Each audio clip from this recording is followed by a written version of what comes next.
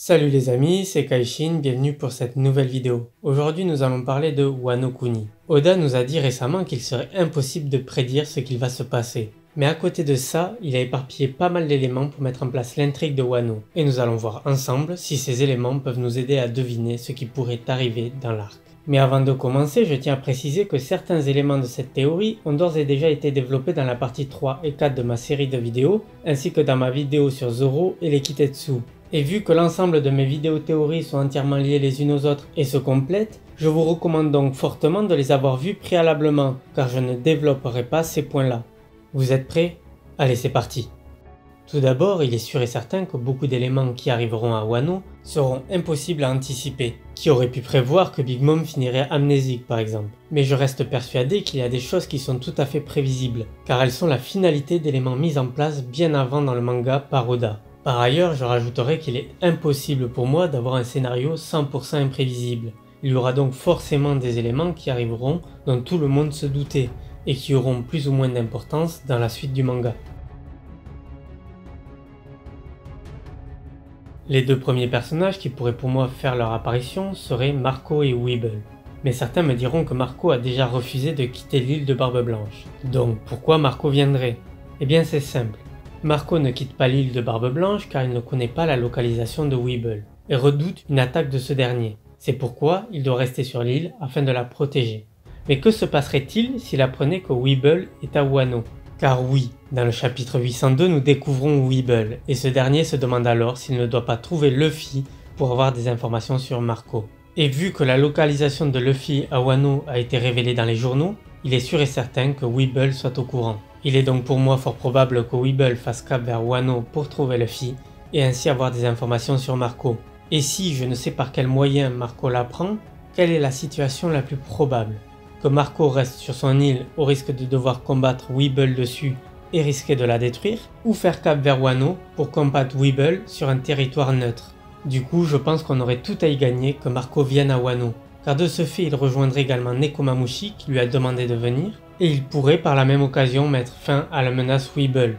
Ainsi, tous les éléments posés par Oda seraient respectés, Weeble trouvant Luffy, Marco rejoignant Nekomamushi à Wano Kuni, et nous aurions peut-être un combat Weeble-Marco.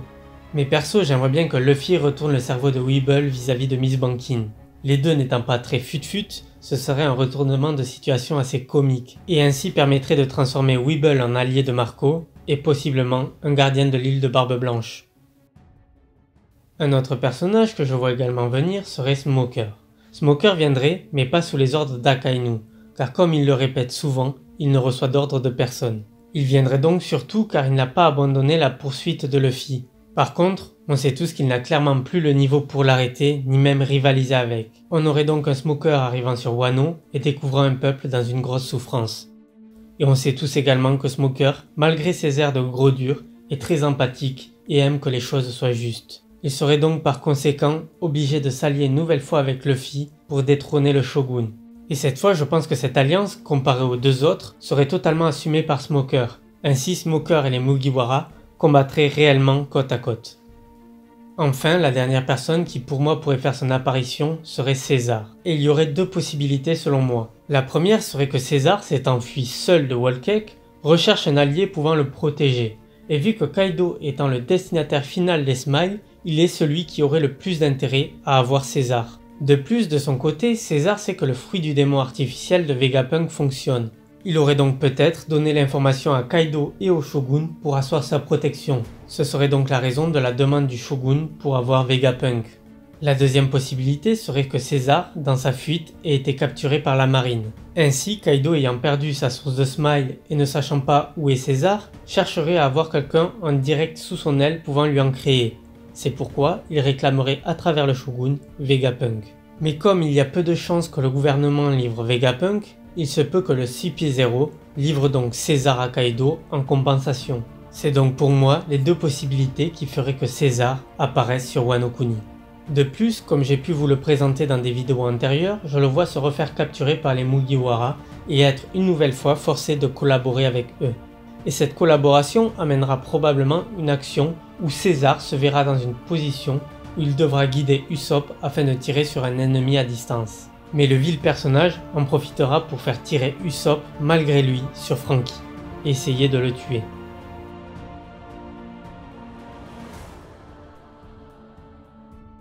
A contrario, je ne vois pas Barbe Noire venir sur Wano par exemple, car cela serait d'après moi ingérable avec les deux Yonko déjà présents.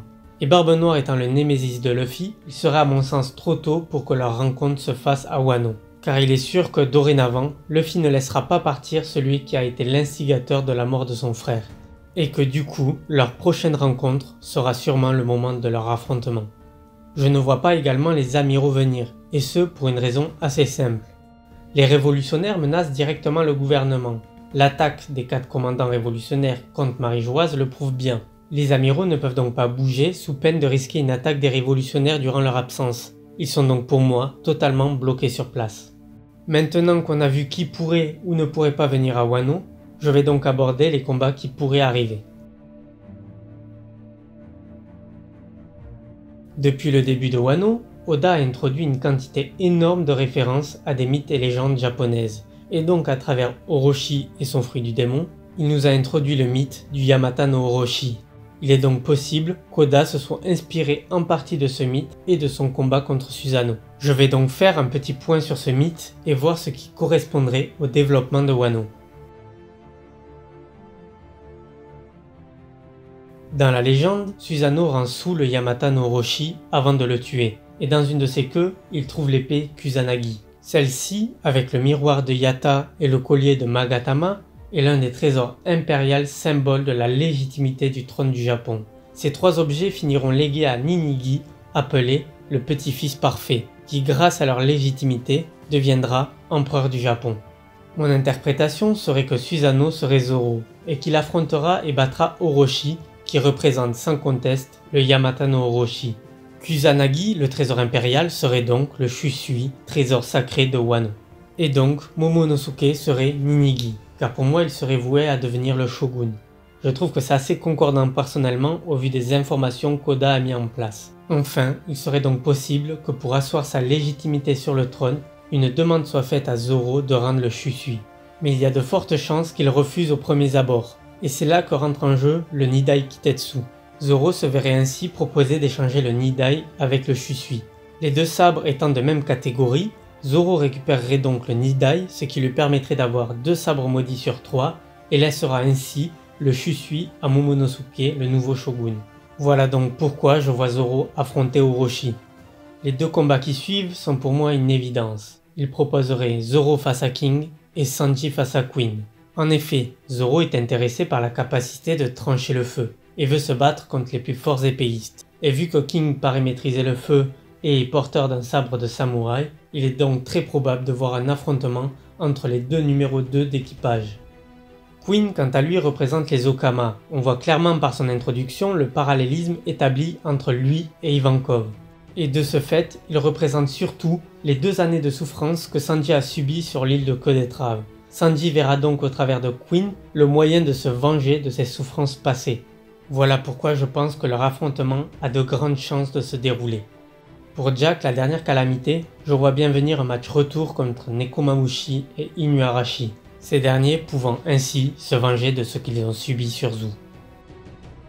Pour le prochain combat, nous avons vu que le CP0 était missionné en secret pour les négociations avec Orochi. Mais qu'adviendrait-il alors si Smoker, un marine, que je vous ai dit voir venir sur Wano, s'opposait au shogun et que le CP0 l'apprenait? Eh bien il y a de fortes chances que ces derniers aillent voir Smoker pour lui dire de stopper ses actions. Mais vu que Smoker ne reçoit d'ordre de personne et qu'il est très porté sur la justice du peuple, il est très probable qu'il s'oppose à de tels ordres, et donc finisse par être obligé de se battre contre le CP0.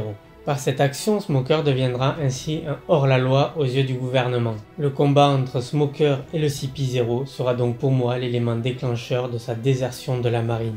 Ainsi, Smoker se retrouvant hors-la-loi se verra forcé par le G5 ainsi que par Luffy pour rejoindre les Mugiwara. Et finalement, avec Carrot et Kinemon, l'équipage de Luffy sera d'après moi complet en partant de Wano Kuni. Pour finir, les 2 derniers combats que je vois venir seront les plus importants. Personnellement, j'ai l'impression que Wano a une construction scénaristique similaire à celle de Thriller Bark. où les Mugiwara ont dû affronter Oz et Moria. Nous aurions donc Big Mom qui correspondrait pour moi dans le scénario à Oz, tous deux ayant une construction similaire vis-à-vis de leur mémoire. Et donc, comme contre Oz, tous les Mugiwara hors Luffy se réuniraient avec certains alliés comme Kinemon, Carrot, Smoker ou encore Nekomamushi et Inuarashi pour combattre et défaire Big Mom. Et enfin, Luffy contre Kaido qui correspondrait à Luffy contre Moria. Bien que cela paraît compliqué au premier abord, je ne le vois effectivement pas combattre Kaido en solo au début, mais plutôt finir Kaido seul. Je m'explique. Je pense que le début du combat engagera plusieurs personnages contre Kaido. Ces derniers seraient principalement Kid, Law et Luffy. Ainsi, à la fin du combat, Kid et Law se retrouveraient hors d'état et Luffy se verrait donc obligé de finir Kaido seul, ce qui lui permettrait de nous montrer qu'il a le potentiel pour se hisser au rang de Yonko, bien qu'il aura eu besoin dans un premier temps du soutien d'autres personnes. Et enfin, bien évidemment, comme chaque fin de gros arc, nous finirons par un banquet géant. Et je le vois bien se dérouler en lieu et place du festival de Wano. Voilà les amis, cette vidéo s'arrête ici, j'espère que ça vous aura plu. Cette vidéo a d'ailleurs été faite à partir d'un bingo spécial Wano que j'ai fait il y a plus de 3 mois de ça.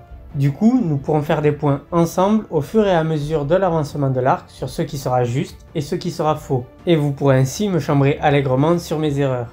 Et je sélectionnerai d'ailleurs les meilleures vannes sur chacune des erreurs que j'aurai commises, pour en faire une vidéo best-of à la fin de l'arc Wano. Car oui, quand nous youtubeurs on a juste, on n'hésite pas à le faire savoir, mais il faut savoir aussi rire de soi et des erreurs que l'on peut faire. Je vous invite donc à mettre en commentaire vos prévisions pour Wano que je sélectionnerai pour le best-of des prévisions justes et fausses de Wano Kuni. J'attends vos commentaires, n'oubliez pas de vous abonner, de liker et de partager, et on se dit à la prochaine pour une nouvelle vidéo les amis.